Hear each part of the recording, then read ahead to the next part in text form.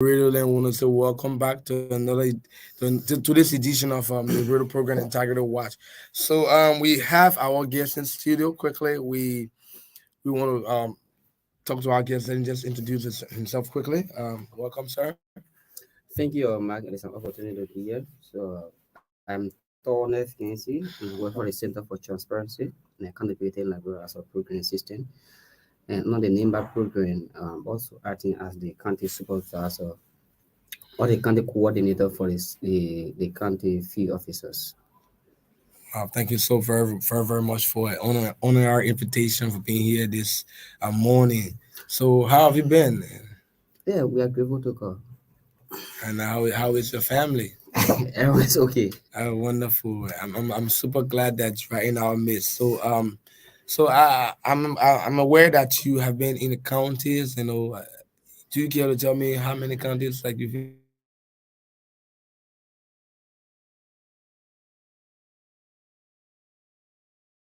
visited? So we visited about this. So in those countries, we have series of outreaches with the people. I mean, outreaches are enabled or to engage with ordinary citizens, to engage with students, to engage with marketeers as it relates to getting a view, that perspective about the fight against corruption, to also better understand their own knowledge about corruption and how they can contribute in tackling the menace, how they can contribute in tackling the disease, the virus that has done so much harm to us as a nation and people. Engaging with citizens. So I guess that it was participatory. So what are some of those the feedback that came from there from the citizens, and how did they respond? To some of those questions that you asked. If I sit there and say to you that the engagements were participatory, I'll be honest stating the relevance, I'll be honest stating the people's participation in the various outreaches that were held. So for instance, we engage with market areas, we engage with marketeers.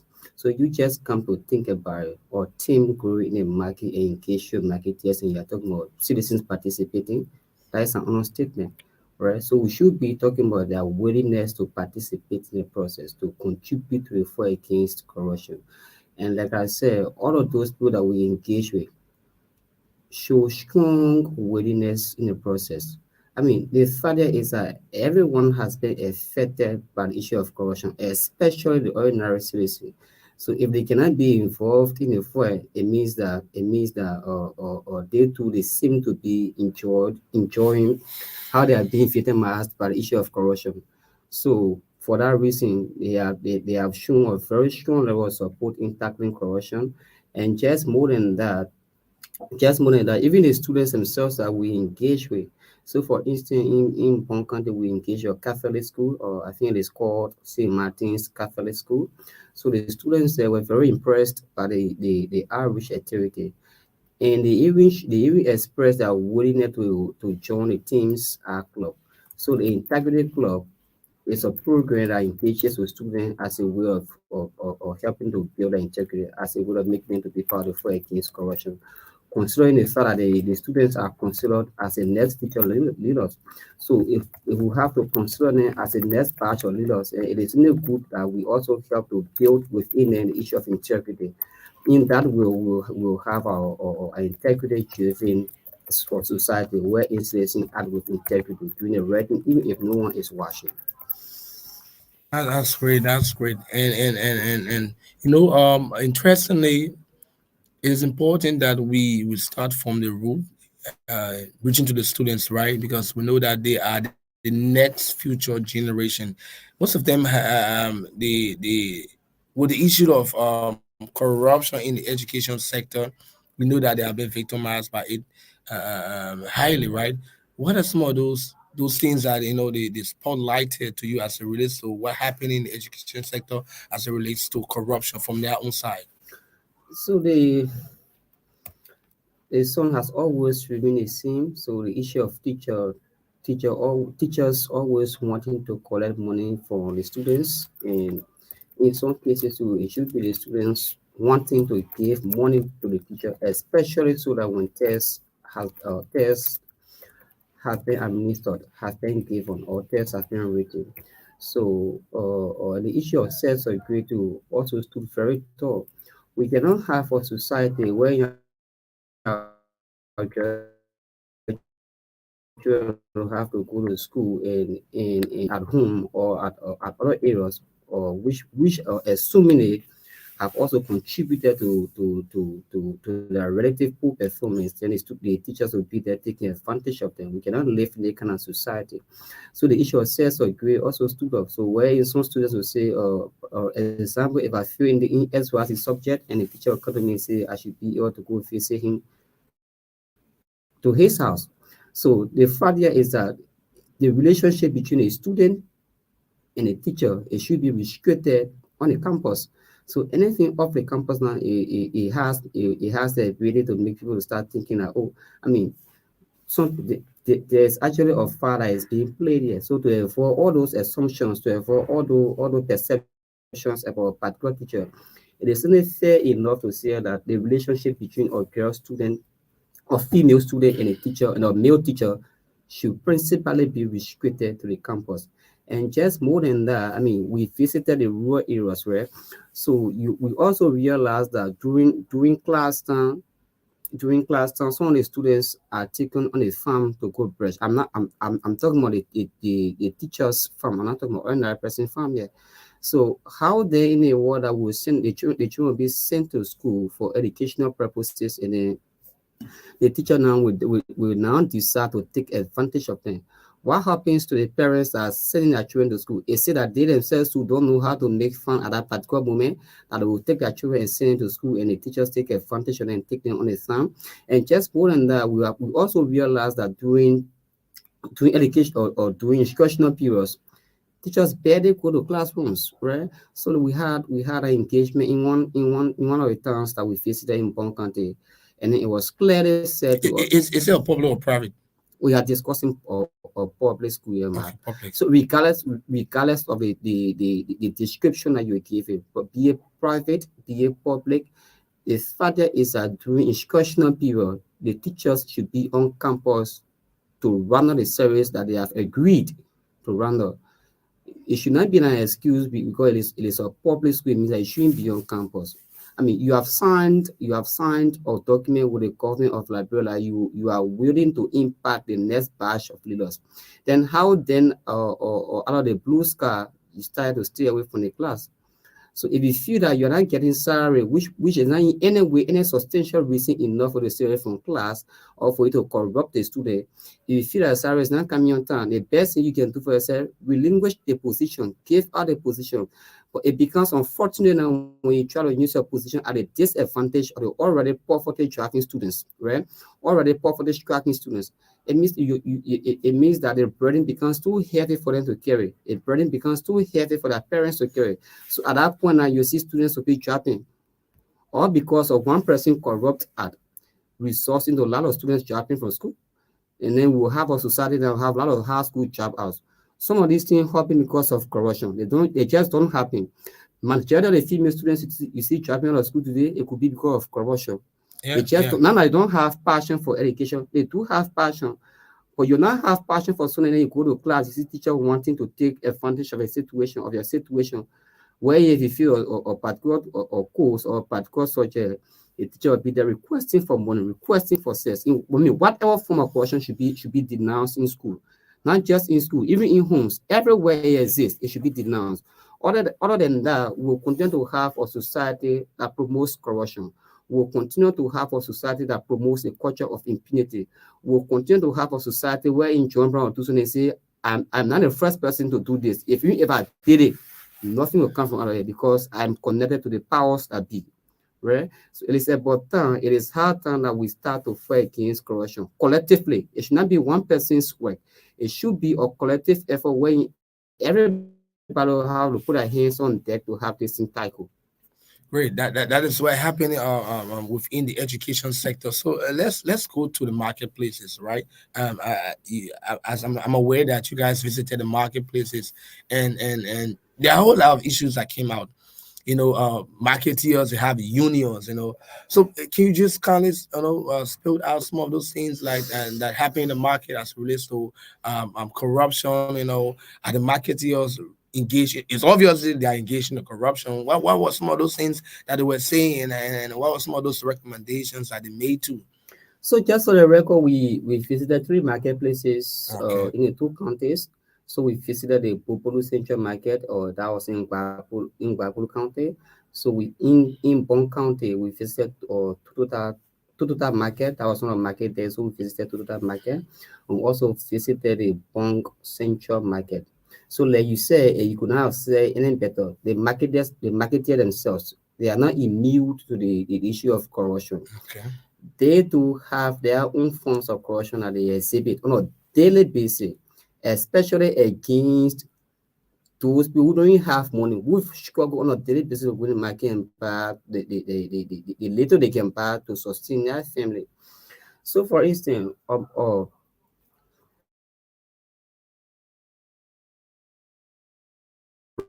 arrest score is actually big, right? So you have already promised, you have already told me that arrest score is big. And later we all know that you have already placed candle wax in a cup to reduce the thickness or the measurement of that particular cup. And if I went to buy the rest now and I realized that there was a candle wax placed in it, if I try to bring it to your knowledge, you would never admit it. You would now want to turn it into a confrontation between us both. So that is also another form of corruption. If you want to leave the cup as it is and increase the price, which means if I buy it, it means that I'm willing to buy at that particular movement, right? At that particular moment, I'm willing to buy. But you should not trick me by placing kind of was in a corner and tell me the core is big and then you try to reduce the price. At that particular time, you are stealing from me. And just more than that, the the the the marketing association, I mean, they have actually done some good work over time. They have tried to regulate, coordinate, and plan how the marketers go about doing their normal businesses. But there are a lot of questions that remain unanswered. And there are a series of questions that remain unanswered.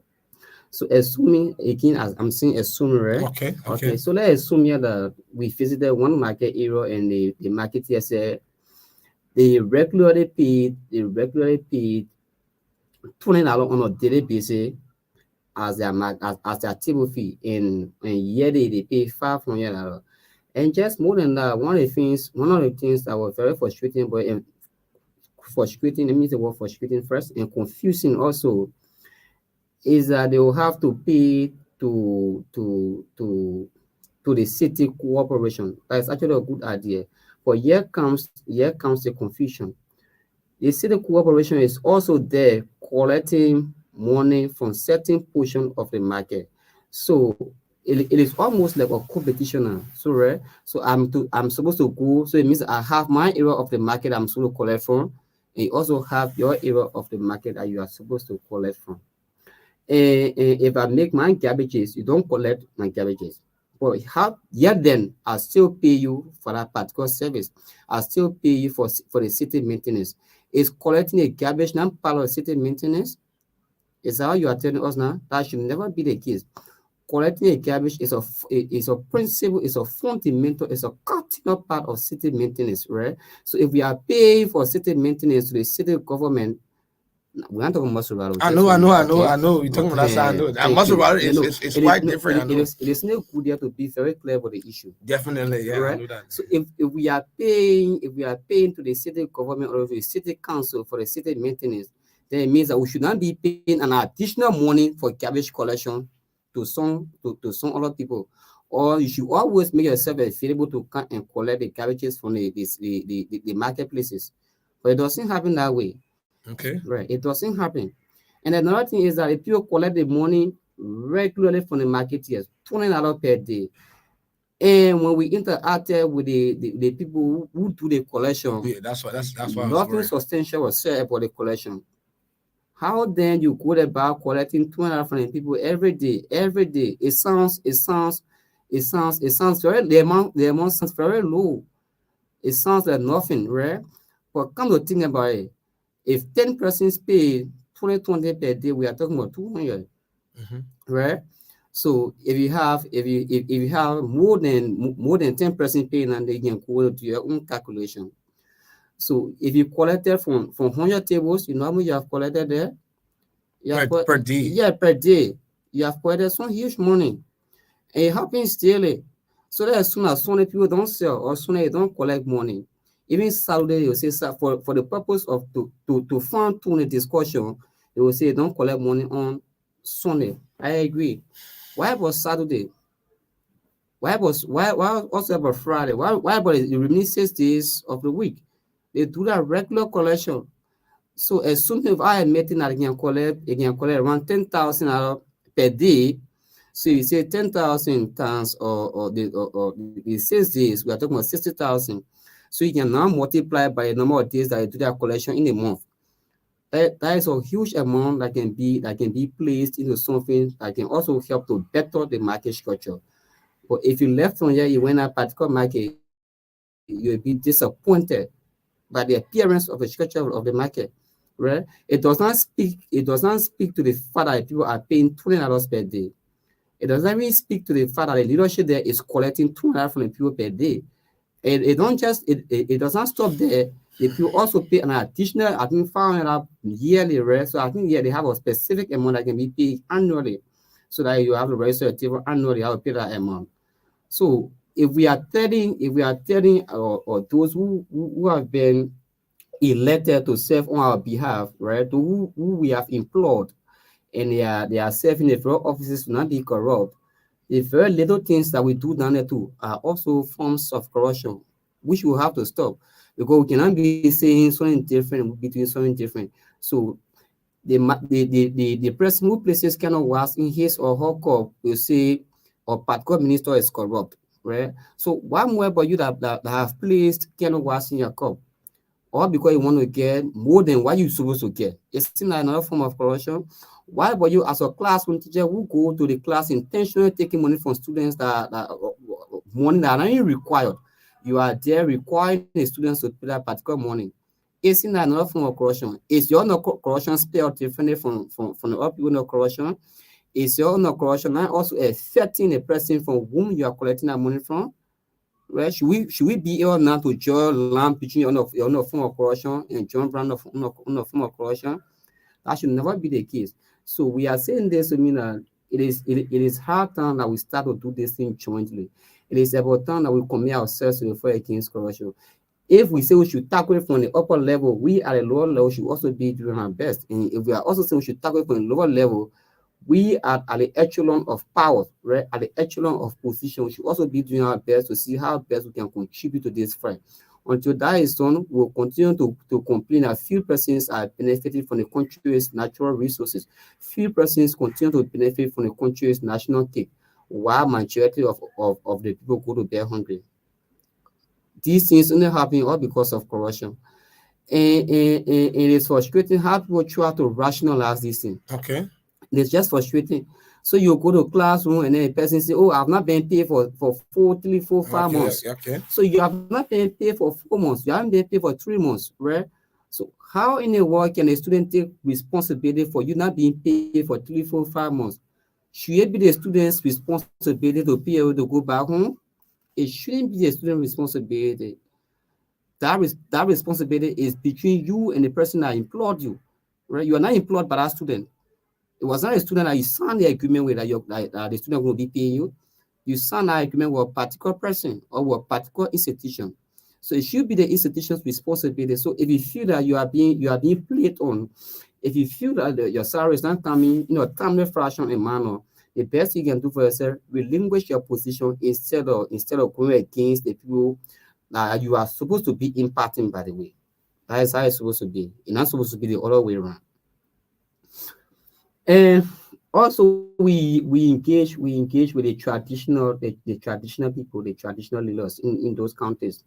And Abbas and Mediela, they also show their willingness. They also committed themselves to the fight against corruption.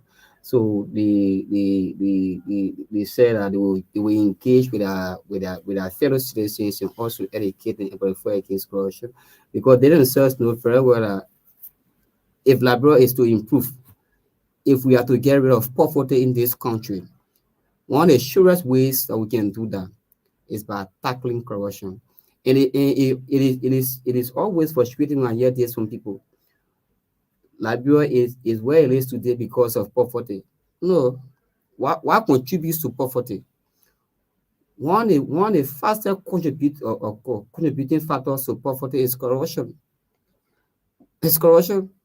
So because few people take it and benefit from it, majority of people will not benefit from it. It leads to poverty. So poverty is not a reason for corruption, but corruption instead is a reason for poverty.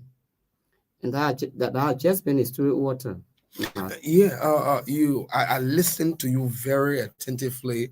Something came to my mind, and it's a real life situation. It's a reality where this marketeer will be selling, right, and two persons come to buy from that marketeer, right.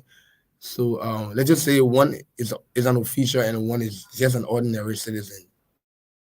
So the official now, as he or she approaches the marketeer there, sees and knows that that person indeed has a lot of money. So they will start to find other call where the wife is in the more and stuff like that. Then when person come, they exploit for them. Let me exploit from that person because nothing will go. Even if I take money for that person, it will not shake that person income. So let me just take something. And when the ordinary citizen comes there now, they try to exploit a little bit, like that. It's a real life situation. It's happening, especially in the So market. the economists will say it is price discrimination. Okay, And they'll yeah, try to rationalize it like it's not a form of corruption. So the richer people should pay more while the yeah, poor people pay less. sure. That should never be the case in any way, Mark. So you are selling a particular price, you are selling a particular commodity at a specific price.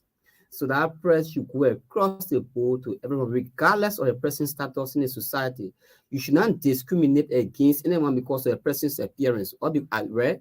You should not press discriminate anyone or because of the person's appearance. So there is similar a motorcyclist. We see two individuals approaching him, right?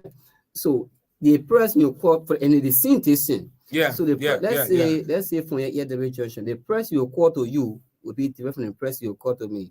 So his defense would be that, I mean, you are dressed properly, you are well attired, you have expensive gadgets in your hand, everything about you is flashy. So he assumes that You got you a lot of have money. you have the best of money, Yeah, right? yeah. As compared to me, who just appear like an ordinary citizen. It could also be that you go to polish your shoe to a side woman. They are not immune to corruption, Everybody, right? They are everybody, not immune. So everyone. once he see your appearance, once he sees your appearance, he will try to charge you differently. So if you are to knock at your shoe or polish your shoe there for $25 or $20, he might increase it double to 40. Yeah. He might double or triple the price. And if I go there, I will benefit the exact price. That is also another form of corruption. We cannot be saying different thing and continue to do different thing. If you feel if you feel that the minister up there is being corrupt, or because of conflict of interest is being corrupt, or because he is there promoting his family members, then you that down here too should also do the right thing. You can't tell me to shoe is $50 for me, then to shoe should be $25 for Mark. What's the difference? Right? So Okay. these are things that we spoke to the marketeers about, and it showed their willingness, especially the motorcyclists. So they usually have this issue wherein let me use their word, or let me use their word. So they find they are talking. In their word, they find they are talking.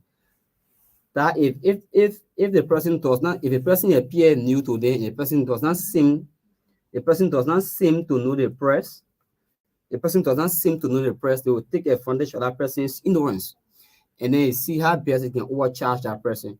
So we also engage with the motorcyclist, and we do that. That's also another form of corruption. If you feel that from here, Jigotans will be SYZ amount for me, it should also be SYZ amount for Jeremy. It should also be SYZ amount for my Bondao, right? So I mean, we engage with it, and the responses were actually or entertaining. They also help to improve the kind of work that we do within the communities. And it also makes or made us to have an appreciable knowledge about how the people feel when it comes to corruption, how they can contribute in tackling it. Yeah, so these were some of the responses I got from them. Okay. Thank you so much. The program that you are in tune to is Integrity Watch. It's a 1 hour program of the Center for Transparency and Accountability in Liberia. So we want to open the lines quickly to get citizens' view, how they think about corruption, what are some of those things that we can do to reduce corruption in our country. So, listeners and viewers, you can just put your calls to 0776 6263 You can put your calls to 0776 6263 if you are following us via Facebook or Integrity TV.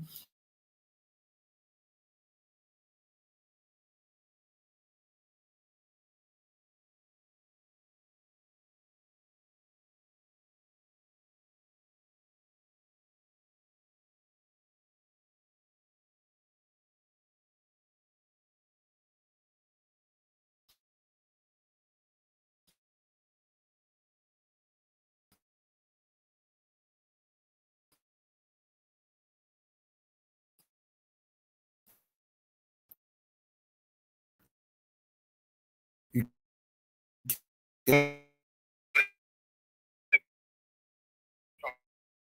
calls to minimize it. He's saying that the cyclists like giving here when you approaches a motorbike, or even if you get in a taxi and you are well attire, and the motorbike man feels that, yeah, I found my junk, and he would charge you very heavy, more than the regular price. So if you are listening now, you can put your calls to 0776 6263 and let's hear you out. What are some of those things that you are seeing, and people are like almost it has become habitual now. Almost every day people are involved into it, and all of these things are contributing to our country retrogressing. It's hard time that we try to raise the bar, to report these things that are happening. That's why we have the advocacy and legal advice center number, eli. These people are there to listen to cases of corruption. If possible, they can mediate. They can give legal advice. So some of these things are happening within our country. The number is just 4432. You can just call that number and listen to and report corruption. So if you are watching us via Facebook, you can leave a comment. I've seen we have Samuel GFP who's following. We have William C. Wary who's following. He says, I'm following from single up a top block of pharmacy. We have Siafa Sa Kamara who's also following. He say, I'm following the show closely. So if you are following us on Facebook, via Facebook Integrity TV, just leave a concern and we will read them out. And if you're also listening to us, you can just put in your calls to 0776 6263 All right. Let's get back to our studio guests quickly. So, what are some of the recommendations that citizens were making, and as it relates to corruption, as it relates to the fight against corruption? Yeah. So again, there were a lot of recommendations. A few will be will do better. That came from a few, and those are majority of the recommendations are things that have been said or recommended earlier. So some of the participants suggested or recommended that if you are treating me, if I stole from you today, the same punishment that will be or bestow upon me should also be bestowed upon another person tomorrow if he does the same act, right? Regardless of his or her connection to the powers that be. And they also suggested that if we are to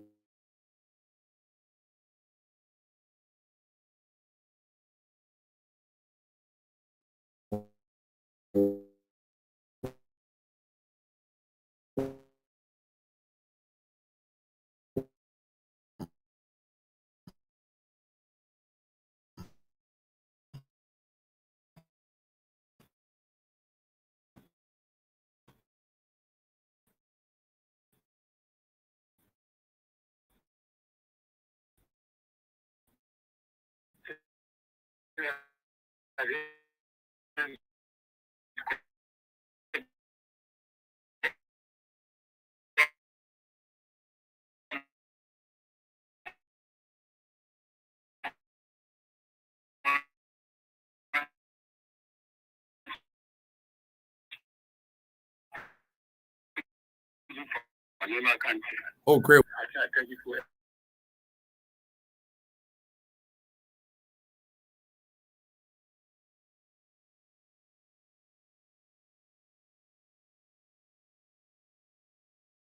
and the culture of impunity should come to an end. So these are just on a few suggestions that were made on a few. And just lastly, Mark, let me just speak on a few things. So Yeah. currently, as we speak, the team we have a team from central office that is in Birmingham,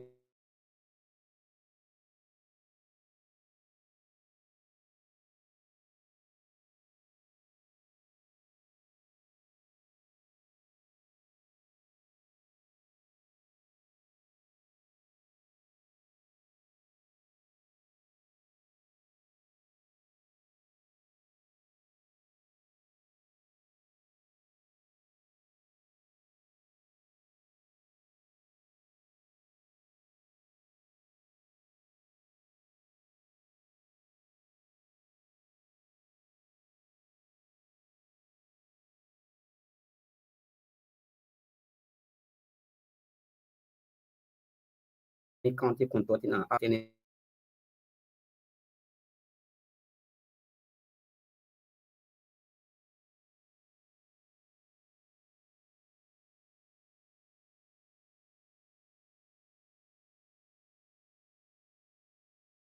in a county or doing what we call the monitoring evaluation or thorough work when a county and monitor projects are being funded through this the government's money or through the librarians people money, so that the county social development fund so will go there to monitor the statuses of those rural projects. And lastly, so like we have said and will continue to say this, if we don't report and take action against corruption, it will continue to be a culture in Liberia, or culture that has so hugely contributed to the starting development of the country.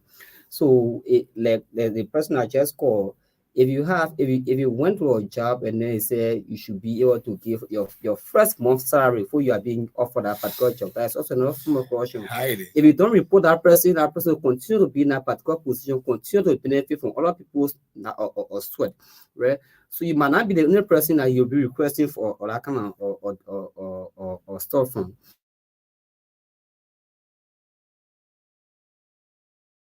Just like this, like okay, no, okay, continue. We miss this Give out. give me your first month salary. So if you does it to third person, a free money is getting because it's not being reported. So if you're out there and you want to report, the line is just free. Call 4432 Just and then did just yeah. report, right? Just give your party Yeah, just statement call because we're out 43 of to time report. now. So lastly, we want to appreciate you. Also want to extend our thanks and appreciation to SIDA for this kind of funding. So had it not been for SIDA, we wouldn't have engaged with the committed dwellers. And this particular funding, particular requirement for SIDA could not come at any time better other than now, especially so that people are getting so entrenched with the culture of corruption.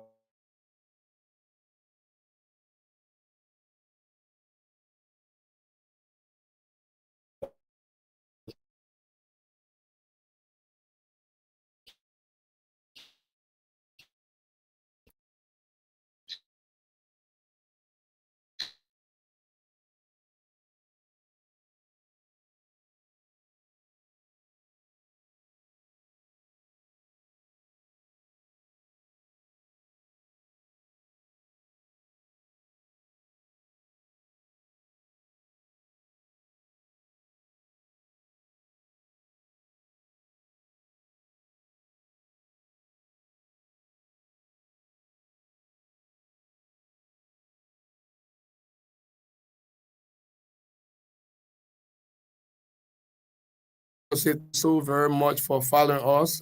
In listeners and viewers out there, I want to say thank you so much for following us. The program that you are saying tuned to is Integrity Watch. It's a 1 hour show of the Center for Transparency and Accountability in Liberia. I want to say thank you so much to my guest on FKMC. Thank you to my camera lady, Geraldine T. Warney. I want to say thank you to everybody that has been watching and also listening. I've been your humble host, Mark W. Bonau. Until then, next time, goodbye.